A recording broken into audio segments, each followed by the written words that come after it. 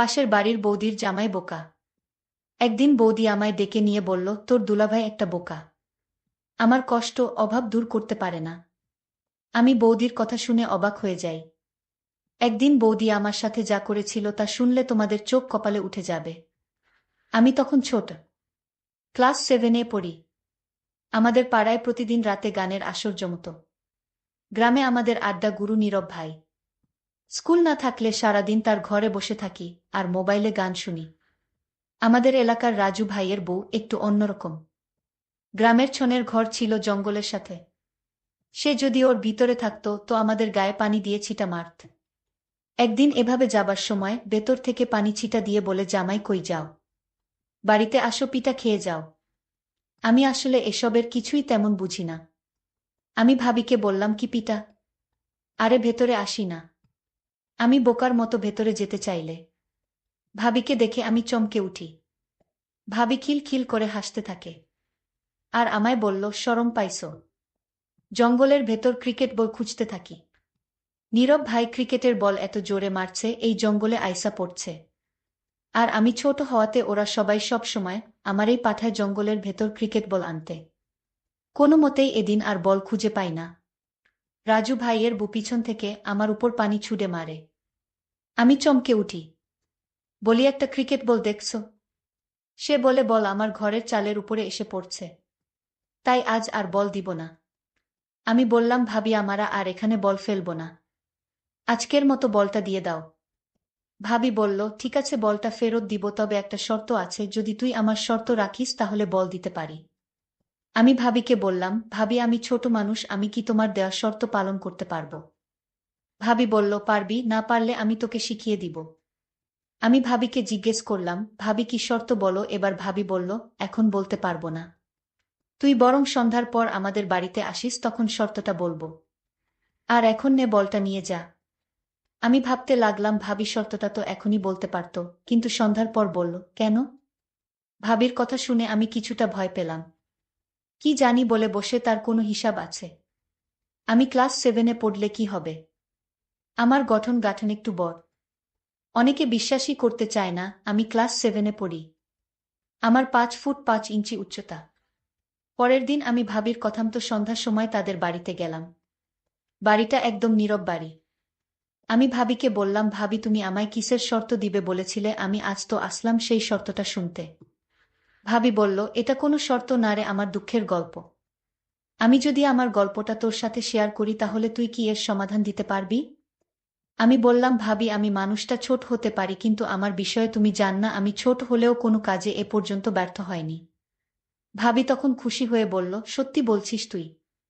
আমি জানতাম তুই মাত্র 7-এ পড়িস, কি বুঝবি তুই। ভাবি তুমি তোমার কষ্টের গল্পটা বলো, আমি শুনতে চাই। আর যদি আমি গল্পটা শুনে তোমার সমস্যার সমাধান করে দিতে পারি তাহলে আমি জানি তুমি আমায় কোনোদিন ভুলতে পারবা না। এতটুকু বাচ্চা ছেলের সাহস দেখে আমি অবাক হয়ে গেলাম। এই বাচ্চা ছেলে আমাকে যেভাবে উৎসাহিত করেছে, আমি তার কথা শুনে অনেক খুশি হলাম। আর মনে মনে ভাবলাম আমি ওকে দিয়েই সব দূর করব। ওকে দিয়ে আমার সমস্যার সমাধান করিয়ে নিব। আমি ভাবিকে বললাম, ভাবি তুমি কি ভাবছো এমন করে? তোমার কষ্টের গল্পটা বলো, আমি শুনি। ভাবি তখন বলল, ঠিক আছে তাহলে শোন। তোর দুলাভাই একটা বোকা। আমার কোনো কথা সে রাখে না। সে আমার সাথে পারে না। প্রতিদিন রাতে ঘরে এসে ভাত খেয়ে মরার মতো ঘুমিয়ে পড়ে। আমার কোনো আবদার তোর দুলাভাই রাখে না এবং পূরণ করতে পারে না। সে সব সময় আমার কাছ থেকে দূরে থাকে। আমি মানুষের সাথে আমার জীবনটা কাটানো খুব কষ্টের। তোর দুলাভাই সবসময় প্রতিদিন বলে আমার শরীরটা আজ ভালো না। আচ্ছা তুই বলতো এভাবে কি আর সংসার চলে? এই সংসারে আমি চলে যেতে চাই, কিন্তু আমার মা বাবা তো অসহায়, আমি তাদের কষ্ট দিতে চাই না। আমার বাবা যখন আমায় ফোন করে জিজ্ঞেস করে কেমন আছিস মা, আমি তখন বুক ভরা কষ্ট নিয়ে বলি, ভালো আছি বাবা। কিন্তু আমার তো মনের ভিতর শান্তি নাই। আমি তো একটু সুখের ছোঁয়া পাই না এই সংসার থেকে। আর তাই আমার মা বাবাকে মিথ্যা সান্ত্বনা দেই যে আমি ভালো আছি। আচ্ছা তুই বলতো একটা সংসারে মেয়েরা কি চায়? এই সংসারে আমি বেঁচে থেকেও যেন মরে আছি। তোর দুলাভাইরে কত করে বললাম, কবিরাজ দেখাও, সে আমার কোনো কথাই কানে নেয় না। সে তার নিজের ইচ্ছামতো চলাফেরা করে। আমার ভালো মন্দ কোনো খোঁজ খবর রাখে না। ভাবির কথা আমি খুব মনোযোগ সহকারে শুনছিলাম। ভাবির কথাগুলো শুনে আমি বুঝতে পারলাম ভাবি কিসের অভাব বোধ করছে। ভাবি আমাকে আরও বলল, তোর দুলাভাই সারাদিন বোকার মতো ঘোরাফেরা করে। অনেকদিন যাবত আমি ভালো খাবার খেতে পারছি না। ভাবির এই কথাটা শুনে আমার খুব কষ্ট হলো। ভাবি দেখতে অনেক সুন্দরী।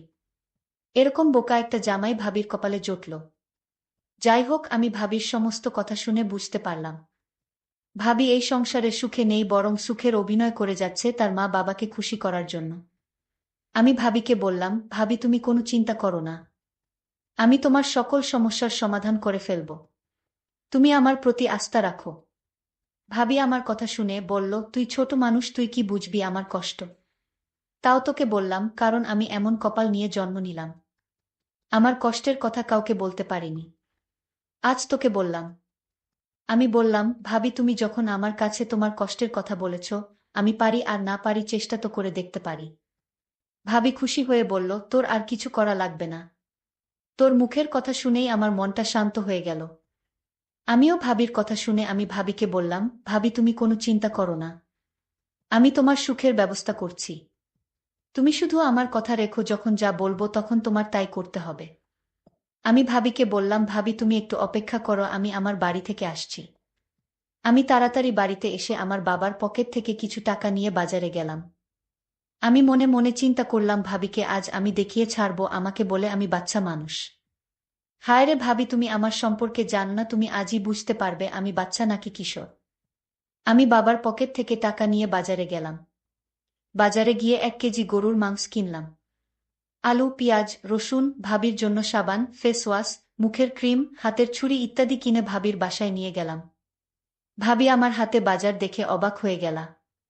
আমি ভাবিকে বললাম, ভাবি চিন্তা করো না, তুমি এখানে বসো, দেখো তোমার জন্য কত কি এনেছি। আমি ভাবিকে যখন সকল সামগ্রী দেখালাম, ভাবি তখন বলল, তুই বাচ্চা মানুষ, এত টাকা কোথায় পেলি। আমি বললাম, ভাবি আমি এই টাকা জমিয়ে রেখেছিলাম, আমার কাছে আরো অনেক টাকা আছে ভাবি। ভাবি তখন বলল, এসব আমি নিতে পারবো না। তোর দুলাভাই জানলে আমি কি জবাব দিব, একবার ভেবে দেখেছিস। ভাবিক বললাম, তুমি বলবে বাবার একটা গরু ছিল, সেটা বিক্রি করে কিছু টাকা আমাকে খরচ করার জন্য দিল। তোর মাথায় তো দারুণ বুদ্ধি, কিন্তু আমার জন্য তুই এত কিছু করবে কেন। আমি তোর কি হই। আরে ভাবি, একটা গান আছে না, মানুষ মানুষের জন্য। আমিও মানুষ, তুমিও মানুষ, শুধু এইটুকু জেনে রাখো। আর তাছাড়া আমার তো আর বড় ভাই নেই, আমার কোনো ভাবিও নেই।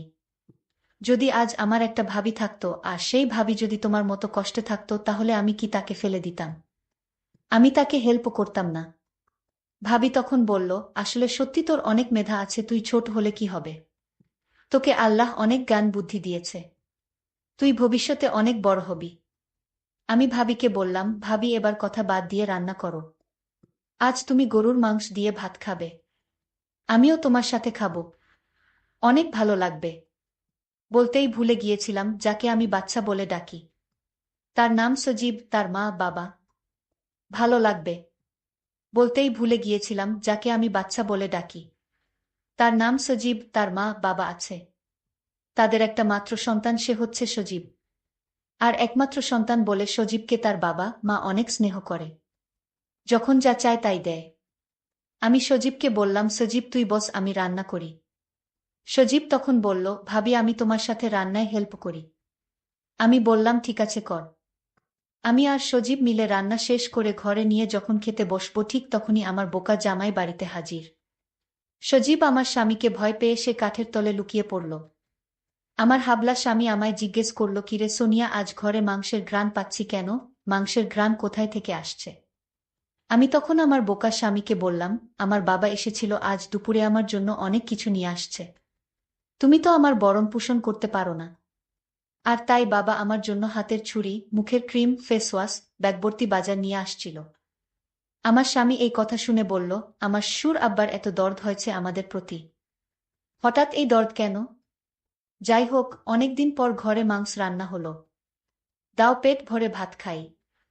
আমি মনে মনে বললাম, শুধু খেতেই জানো, ঠিকমতো দিতে জানো না। এইদিকে সজীব কাঠের নিচে শুয়ে ঘুমিয়ে পড়ল। আমি আমার স্বামীর জন্য ভাত আর মাংস নিয়ে তার কাছে গেলাম, তাকে খেতে দিলাম। সে শুধু মন ভরে ভাত খাচ্ছে। আর একটা বার জিজ্ঞেস করল না, তুমি খাবে না, আমার সাথে তুমিও খাও না। সে তো এই কথাটা বলতে পারত, কিন্তু তার মাথায় এতখানি বুদ্ধিও নেই। শুধু নিজের বুঝটাই বুঝে। আমার কষ্টটা একবারও জানতে চায়নি। যাই হোক, সে খেয়ে ধেয়ে বিছানায় শুয়ে নাক ডেকে ঘুমাচ্ছিল। আমি তখন কাঠের নিচে সজীবকে বললাম, সজীব আয়, সজীব তোর দুলাভাই ঘুমিয়ে গেছে। দেখি সজীব ঘুমিয়ে পড়েছে। আমি তাকে হুঁশ করার জন্য একটু পানি ছিটা দিলাম। তখন সে লাফ দিয়ে উঠে পড়ে। আমি তাড়াতাড়ি কাঠের তল থেকে বের হয়ে বাহিরে চলে আসলাম। আর ভাবিকে বললাম, ভাবি আমি আজ চলে যাই, বাবা মা আমার জন্য চিন্তা করছে। কাল আসব। আর ভাবি তুমি আমায় একটা কথা দাও। কি কথা? তুমি রাতে পেট ভরে মাংস দিয়ে ভাত খেও। আমার কথা না রাখলে আমি আর কোনোদিন তোমার বাড়িতে আসব না। ঠিক আছে, আমি সত্যি খেয়ে নিব, এখন তুই বাড়িতে যা। আমি বাড়িতে চলে আসলাম। রাতে শুয়ে শুয়ে শুধু ভাবির কথা চিন্তা করতে লাগলাম। আমার সারারাত অস্থির অস্থির লাগছিল। আমি কিছুতেই এই রাতটা ঘুমাতে পারলাম না। আমি সিদ্ধান্ত নিলাম, যে করে হোক ভাবির সমস্ত কষ্ট দূর করতে হবে। আর দুলাভাই যা পারে না তা আমি করে দেখাব। ভাবির কোনো সন্তান নাই। বিয়ে হয়েছে 5 বছর হয়েছে, তাও তাদের কোনো সন্তান হয়নি। আমি সিদ্ধান্ত নিলাম ভাবিকে এই নরকে আর রাখব না। আমি তাকে সমস্ত সমস্যার সমাধান করব। পরের দিন দুলাভাই গঞ্জে চলে গেল। আজ মনে হয় রাতে ফিরতে পারবে না। ফিরতে ফিরতে কাল সকাল নাগাদ হবে। আমি তাড়াতাড়ি ভাবির বাড়িতে গেলাম, গিয়ে দেখি ভাবি শুয়ে আছে। আমি ভাবিকে ডাক দিলাম, ভাবি এই অবেলা শুয়ে আছো কেন? শরীর খারাপ নাকি? ভাবি বলল, আমার কোমরটায় প্রচুর ব্যথা হচ্ছে। আমার স্বামী এ পর্যন্ত আমায় কোনো ওষুধ কিনে দেন নাই।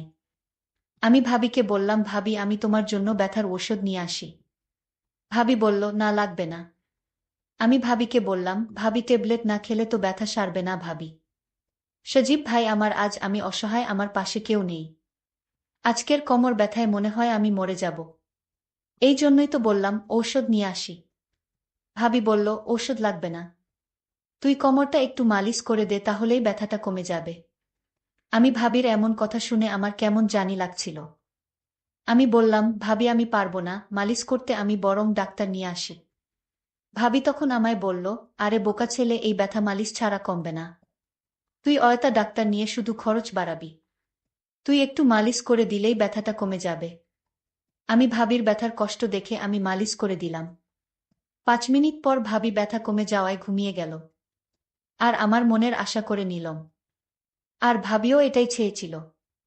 আমি ছোট হলেও তা বুঝতে পারি। আমি যেদিন বল আনতে গিয়েছিলাম সেই দিনই বুঝতে। এতদিন ঢাকায় ছিলাম।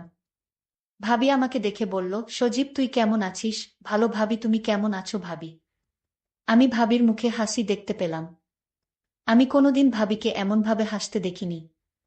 ভাবি আমাকে ঘর থেকে একটা মিষ্টি নিয়ে এসে বলল, নে মিষ্টি খা। আমি বললাম, ভাবি এটা কিসের মিষ্টি? ভাবি বলল, আমি মা হতে চলেছি। আমার আর কিছু বুঝতে বাকি রইল না। বন্ধুরা, আজকে গল্পটি কেমন লাগলো তা অবশ্যই কমেন্ট করে জানাবেন। আর এরকম নতুন নতুন গল্প পেতে আমাদের চ্যানেলটিকে সাবস্ক্রাইব করে পাশে থাকবেন। ধন্যবাদ।